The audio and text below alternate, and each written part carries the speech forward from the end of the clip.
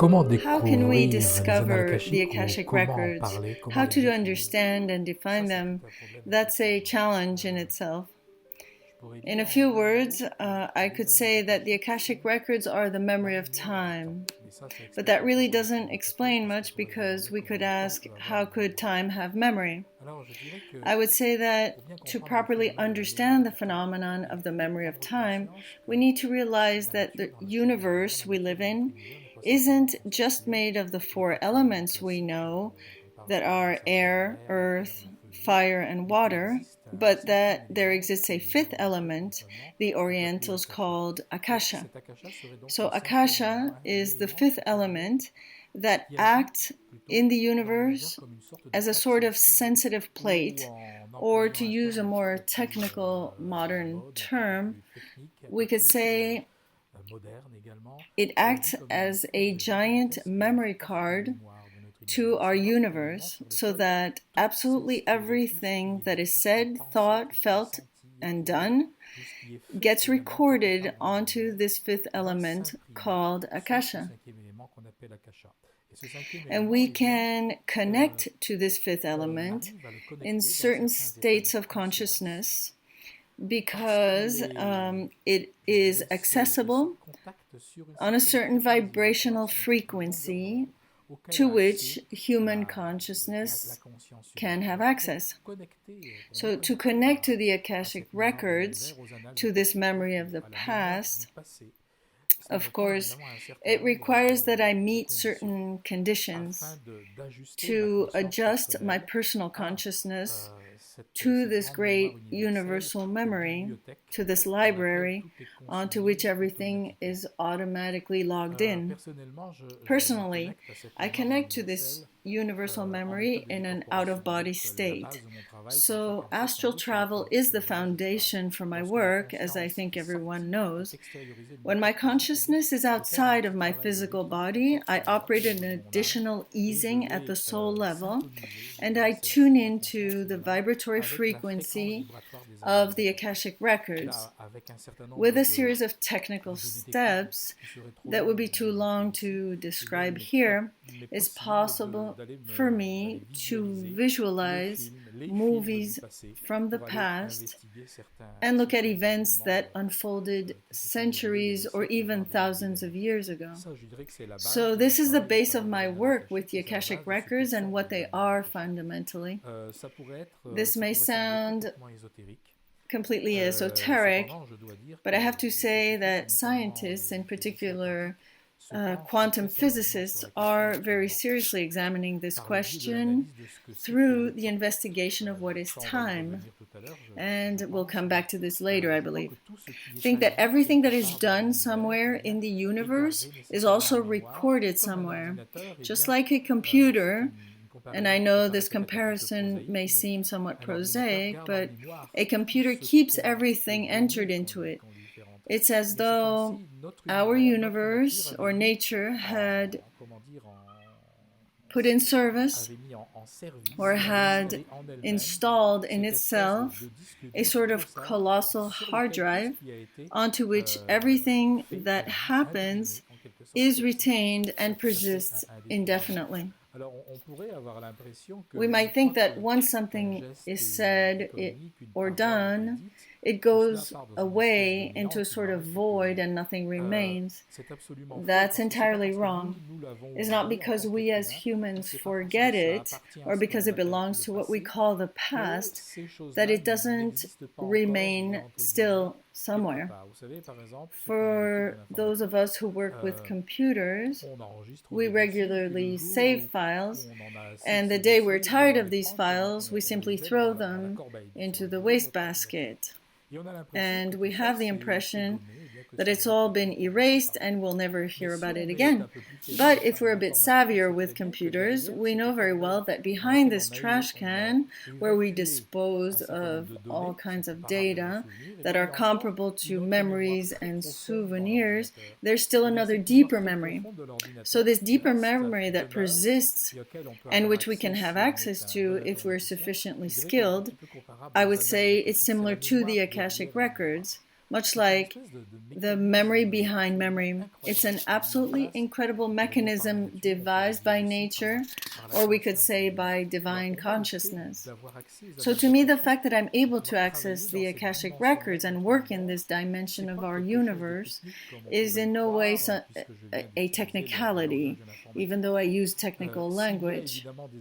Although there are technical elements that enable me and will enable others to have access, this doesn't preclude that for me, this approach is one that is extremely sacred, because if we limit ourselves to the application of certain techniques, we don't get anywhere. For me, it's the result of a real effort of work on oneself that we could call mystical, as the result of many years of purifying one's personal consciousness. So this is why, personally, I don't play games with this kind of memory. I won't, for example, go try to find in the past what big secret was held by such and such great historical figure. Each time I came to examine the memory of the past for a particular person, as was the case for Christ in the way of the Essenes, or St. Louis with Louis of the Desert, or in relation to the life of the Pharaoh Akhenaten, it's always been in response to a request that came to me from what I would call simply worlds of light. There's no process of investigation. There's no curiosity on my part, because I don't believe that one can research the memory of time, the Akashic Records, out of curiosity. For me, this work really corresponds to a sacred mission to bring forth what needs to become available at a particular moment in time.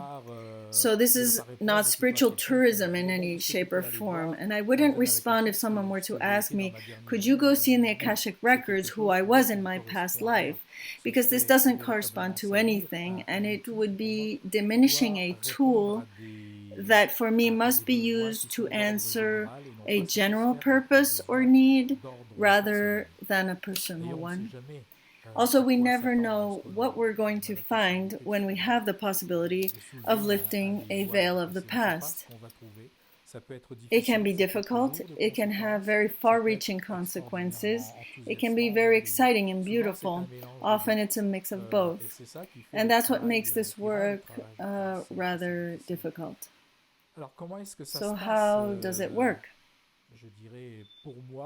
For me, technically speaking, quote unquote, well, I won't go into the details of technique in itself, because that's not so interesting, but how do I live it, rather?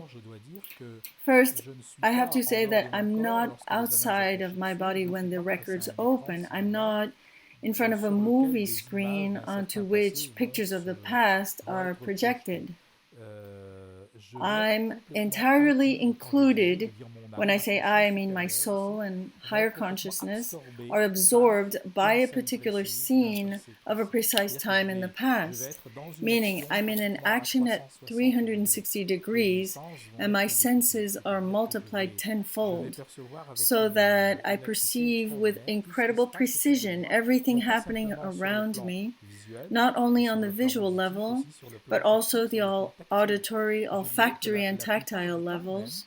And I would say that most often when I quote-unquote land in a given time period, the first perception of the reality of that epoch, of the moment chosen by my soul, is the contact of my feet, my immaterial feet, with the ground of the time I came to investigate. It's something extremely concrete. It's not, as we could think, just vague images or visions from which we interpret things. It's very real. And every time this brings me to think that I'm present in this reality as much as I am in the moment in which I am provoking experience. It's very powerful for me, and I feel almost more alive in those moments than when I later incorporate my physical body. So it's an all-encompassing and concrete experience that doesn't invoke only the 5 senses we know, but also makes my consciousness delve into the thoughts of the person or people that I see, and through the eyes of the person which I receive the images from that I later transcribe. What I realize is that the camera that enables me to look into the past is simply the gaze of an individual who lived in a certain number of centuries ago or thousands of years ago. So I'm going to connect to the tracks of what that person recorded and what those tracks transmitted to his or her memory. So my conscience is connecting to the movie recorded by an individual living at the time. So I don't choose, as a cameraman would, the viewing angle and decide to turn my gaze to the left or to the right. No, my viewpoint is pre-selected because what I'm reliving is the memory of what that being lived at that time. It can be a memory that belongs to me from a past life of mine, but it can also be, with the authorization of that soul, the memory of another person. When we pause to think about it, all this has significant implications. It's far from being a little TV show or a movie. On an emotional level, it's very powerful, and it shakes one also on a physical level, because what is gathered isn't always easy to digest. Most of the time, and I speak in my case, my soul is always guided toward beings and periods of time that are very sensitive in relation to our collective history and full of connotations on an emotional and symbolic level, and sometimes historical events that are of a rather tragic nature. We'll note that when we talk about the memory of time and use the term Akashic Records, the term records is plural. So it isn't one single great book that our conscience can go and consult. If it's plural, it's because there are multiple strata of memory, and this is extremely important to understand. I would say there are as many Akashic Records in absolute terms as there are beings thinking and conscious of self, or since there have been since the origins of time. Every living being with self-consciousness leaves a track in the Akashic record and records constantly through its conscience the complete movie of its existence. So this allows us to better understand what I meant when I said that when I connect to the Akashic records, I consult one aspect of these records through those beings, it could be me, in the past. I have access to the movie that his or her consciousness recorded, but I could have access to the same event through the consciousness of another person who lived at the same time. So for one same event in time, there can be as many readings of that event as there are beings who experienced it. That's really important to understand. A soul recording its Akashic record of an event is comparable to a camera that was put in one place rather than another. So when we talk about truth with a capital T, we could ask what truth really means. Every one of us has their own truth. Every Akashic movie has, at the very least, its own version of the truth, depending on where the camera was placed at the time the movie was shot. And so who decided whether this camera would be placed here rather than there? Well, it's the producer. And who is the producer, if not our higher consciousness, our spirit? So this spirit had access to a certain type of camera, to a certain type of soul, depending on the karma of that soul. So of the camera, of the quote-unquote camera. So this can take us very far in our reflections. We can take it a step further by asking, this spirit that is the producer, the creator of each one of the Akashic records, it could be the producer, could be the scriptwriter, it could perhaps be the actor, but upstream of a movie director, there's always a producer. So who is the producer? We can say it's nature, the universe, the cosmos. We can also say it's God. God to me is not someone. I would say it's a collective energy field that we are feeding through the multiplicity of our experiences.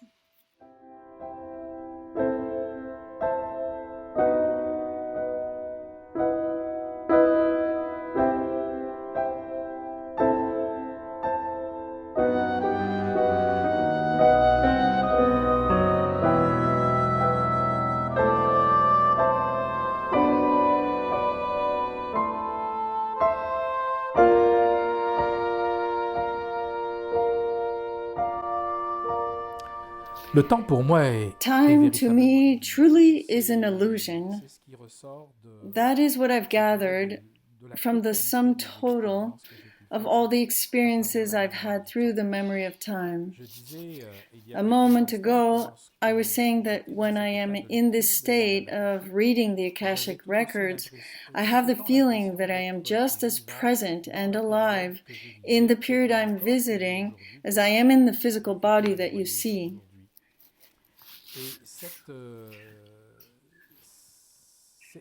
First, it's an inner perception that is extremely intimate. The impression that what we call past is not real in terms of a past, but that it persists in absolute terms. It's very difficult to describe. I don't think there are any words that can depict this kind of mystical perception.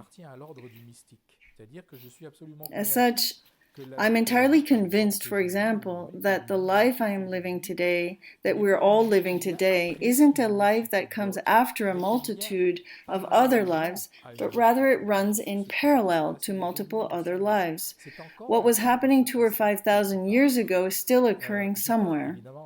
Obviously, I don't have very structured arguments to support this, aside from some analogies I can talk about. What I can say before going into these analogies is that, once again, physicists are seriously considering these mystical theories.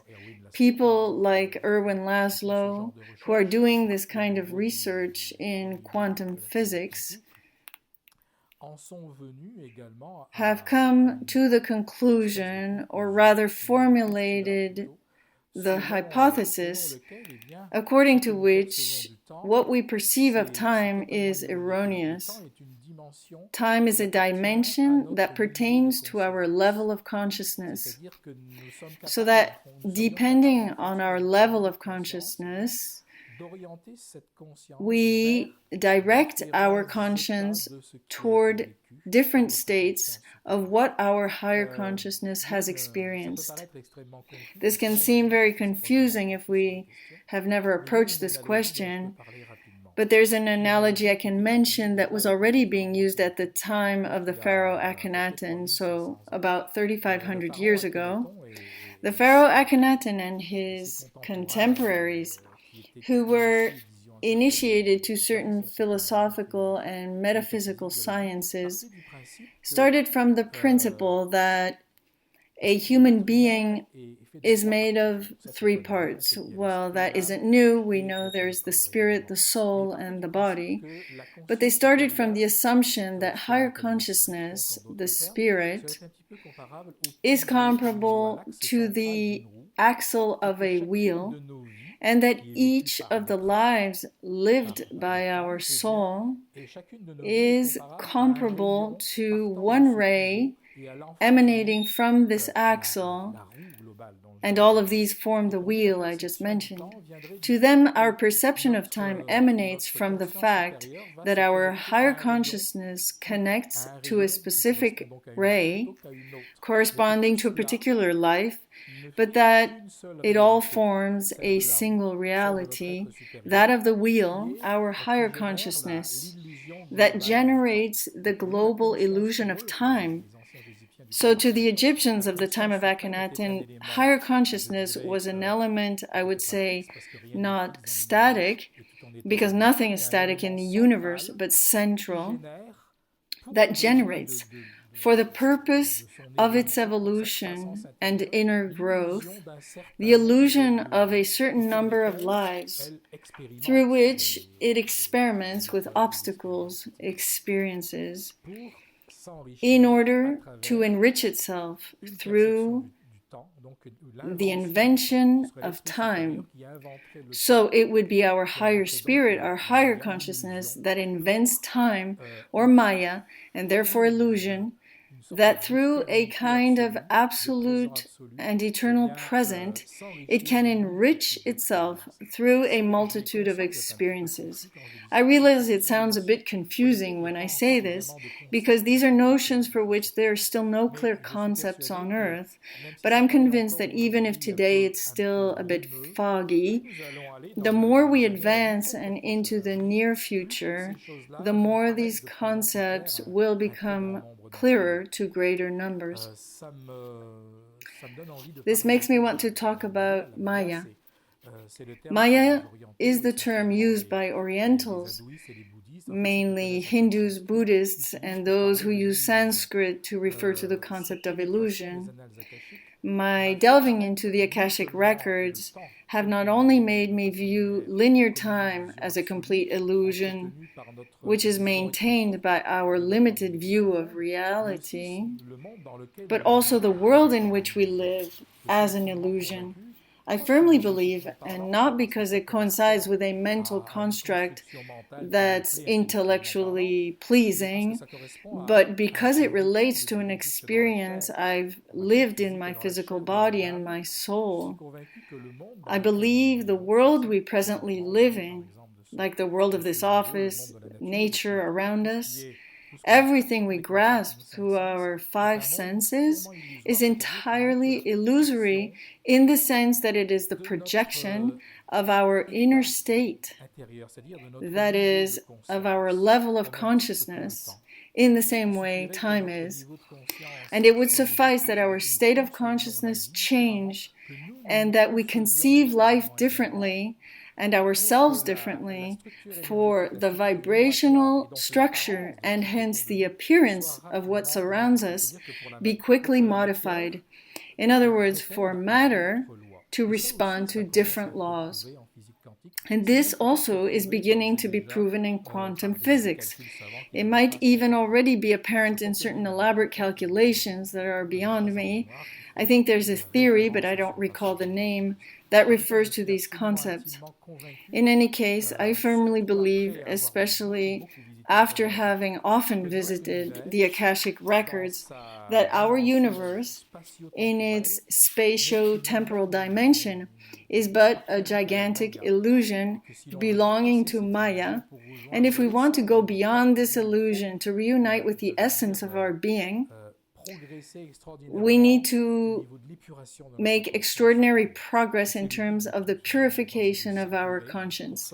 And I think it's the goal of every life to purify oneself, to exit the rounds of reincarnations of the ego, the rounds of challenges and universes that our soul invents for the purpose of refining itself.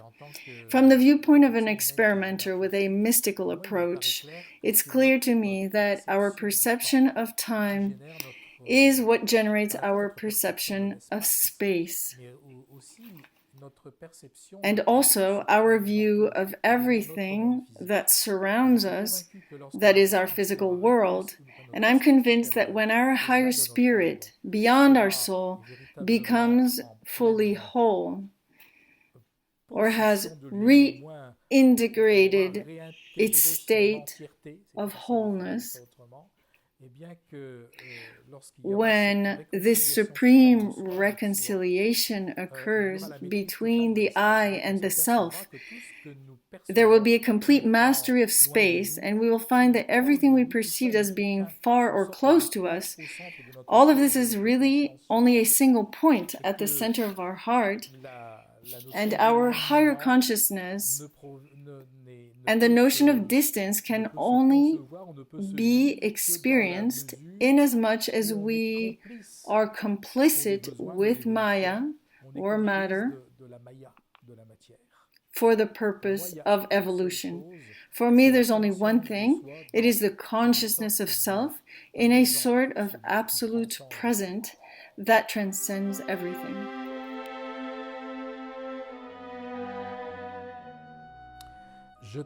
I am currently working, again via the Akashic Records, on a reading of the life of Francis of Assisi. So, of course, why would I look into the life of Saint Francis? Why would I be asked to look into his life if it were only to produce another narrative about this? There are hundreds of books about Saint Francis. So it must have been, and this is what I thought when the request came, that there was something about his life that was not known, or that had been hidden by the traditional Christian church, essentially the Catholic Church. And this is what I'm looking at and still in the process of retrieving through the Akashic gaze of Clare of Assisi, who was, we could say, his twin soul at the time. So this book that I hope to publish in October offers a perception of the life of Saint Francis, of his character and persona that is on the fringe of classical perception of him. Otherwise, it would be of no interest. So why was this work asked of me? I'm only beginning to understand that now that I'm almost halfway into the writing. It's because what made him evolve a lot in his life, and that he kept to himself and couldn't express in those times, except for the confidences made to Clare. This secret is very much related to a certain number of discoveries or themes that are central to my main books about lives and that were extracted from the memory of time. So there's a sort of continuity of thought, and that's where I realized, of course, I had to look into this being. His life, which I'm rediscovering, brings an added element to subjects I've already visited, but with added intensity. Then very recently I published a book called What They Told Me, a book of channelings, which is a compilation. It's the first time I talk about this publicly. It's a compilation of 12 years of channeling in France, and it is through these 12 years of channeling that over the decades, we can now talk about decades, that gave birth to the therapeutic information that finally generated this movement, which is a way of working that we generally call the Essenes therapies.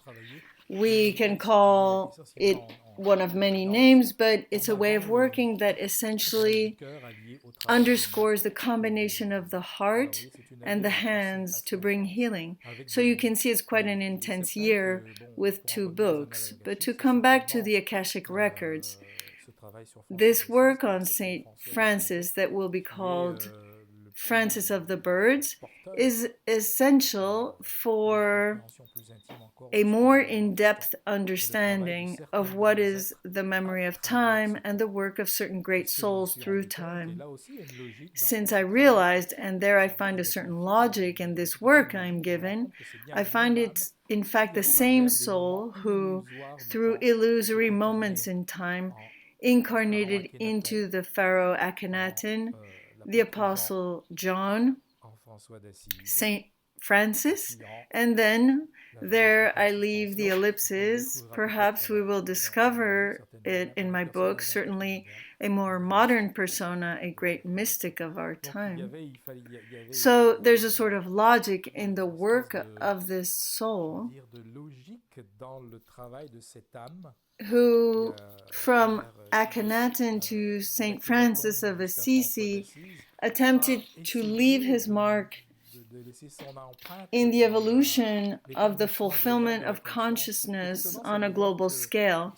What's surprising is that this soul, under the traits of the pharaoh Akhenaten, tried to modify the thought of his time through his supreme power over the material world, implying spiritual authority and pharaonic wealth, by making a certain number of decisions, but it didn't work, and who comes back a few thousand years later, but there with an entirely different life of great poverty, so the two extremes.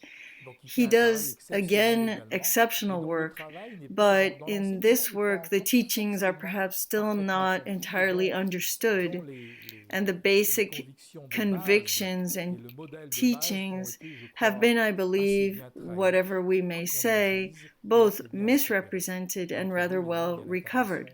Then in between the two there is the incarnation of the Apostle John, who comes as a sort of junction or point of equilibrium between these two extremes.